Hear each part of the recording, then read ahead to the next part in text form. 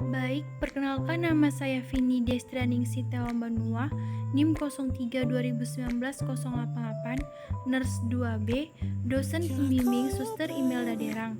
Baik, di sini saya akan menjelaskan asuhan keperawatan pada klien dengan diabetes mellitus. Definisi diabetes mellitus. Diabetes mellitus adalah gangguan metabolisme yang secara genetis dan klinis termasuk heterogen dengan manifestasi berupa hilangnya toleransi karbohidrat. Diabetes mellitus adalah gangguan metabolik kronik yang tidak dapat disembuhkan tetapi dapat dikontrol yang dikarakteristikkan dengan ketidakadekuatan penggunaan insulin. Etiologi diabetes mellitus. Diabetes tipe 1. A. Faktor genetik. Penderita diabetes tidak mewarisi diabetes tipe 1 itu sendiri, tetapi mewarisi suatu predisposisi atau kecenderungan genetik ke arah terjadinya DM tipe 1. Kecenderungan genetik ini ditemukan pada individu yang memiliki tipe antigen HLA. B. Faktor-faktor imunologi. Adanya respon autoimun yang merupakan respon abnormal di mana antibodi terarah pada jaringan normal tubuh dengan cara bereaksi terhadap jaringan tersebut yang dianggapnya seolah-olah sebagai jaringan asing, yaitu atau antibodi terhadap sel-sel pulau Langerhans dan insulin endogen. C. Faktor lingkungan. Virus atau toksin tertentu dapat memicu proses autoimun yang menimbulkan destruksi sel beta. Diabetes tipe 2. Mekanisme yang tepat yang menyebabkan resistensi insulin dan gangguan sekresi insulin pada diabetes tipe 2 masih belum diketahui. Faktor genetik memegang peranan dalam proses terjadinya resistensi insulin. Faktor-faktor resiko. A. Usia. Resistensi cenderung meningkat pada usia di atas 65 tahun. B. Obesitas. C. Riwayat keluarga. Patofisiologi diabetes mellitus. Pada diabetes tipe 1 terdapat ketidakmampuan untuk menghasilkan insulin karena sel-sel beta pankreas telah dihancurkan oleh proses autoimun. Hiperglikemia puasa terjadi akibat produksi glukosa yang tidak teratur oleh hati. Di samping itu, glukosa yang berasal dari makanan tidak dapat disimpan dalam hati meskipun tetap berada dalam darah dan menimbulkan hiperglikemia postprandial atau sesudah makan. Jika konsentrasi glukosa dalam darah cukup tinggi, maka ginjal tidak dapat menyerap kembali semua glukosa yang tersaring keluar. Akibatnya, glukosa tersebut muncul dalam urin atau glukosuria. Diabetes tipe 2. Pada diabetes tipe 2 terdapat dua masalah utama yang berhubungan dengan insulin, yaitu resistensi insulin dan gangguan sekresi insulin. Normalnya insulin akan terikat dengan reseptor khusus pada permukaan sel. Sebagai akibatnya terikat insulin dengan reseptor tersebut. Terjadinya suatu rangkaian reaksi dalam metabolisme glukosa di dalam sel.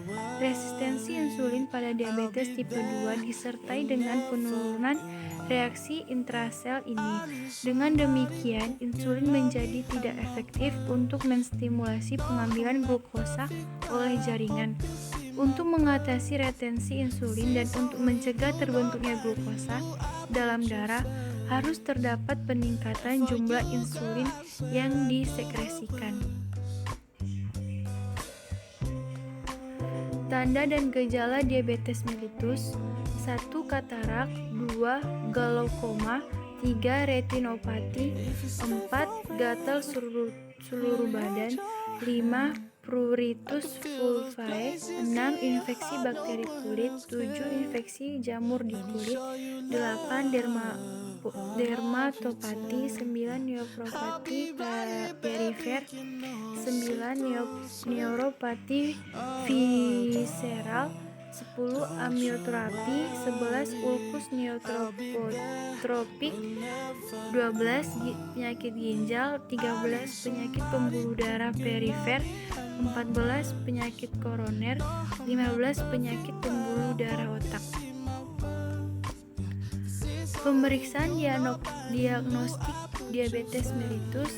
A. Gula darah meningkat. 1. Kriteria diagnostik WHO untuk DM pada dewasa yang tidak hamil. 2. Pada sedikitnya 3 kali pemeriksaan glukosa plasma sewaktu atau random kurang lebih 200 mg. 2. Glukosa plasma puasa atau nucer. 3. Glukosa plasma dari sampel yang diambil 2 jam kemudian sesudah mengonsumsi 75 gram karbohidrat. B. Tes toleransi glukosa. Tes toleransi glukosa oral. Pemeriksaan pasien mengonsumsi makanan tinggi karbohidrat 150 sampai 300 gram selama 3 hari sebelum tes dilakukan sesudah berpuasa pada malam hari keesokan. Komplikasi diabetes mellitus. A. Komplikasi akut. 1. Hipoglikemia adalah kadar glukosa darah seseorang di bawah nilai normal. 2. Hiperglikemia. Hiperglikemia adalah apabila kadar gula darah meningkat secara tiba-tiba, dapat berkembang menjadi keadaan metabolisme yang berbahaya antara lain ketoasidosis diabetik, hiperosmoler non-ketotik. B. Komplikasi kronis. 1. Komplikasi makrovaskular. 2. Komplikasi mikrovaskular. Penanganan dan prognosis diabetes mellitus. Penanganan A. Diet. B. Latihan dengan cara melawan tekanan dapat menambah laju metabolisme. Istirahat dapat menurunkan BB, stres dan menyegarkan tubuh. Latihan menghindari kemungkinan trauma pada ekstremitas bawah dan hindari latihan dalam udara yang sangat panas atau dingin, serta pada saat pengendalian metabolisme buruk.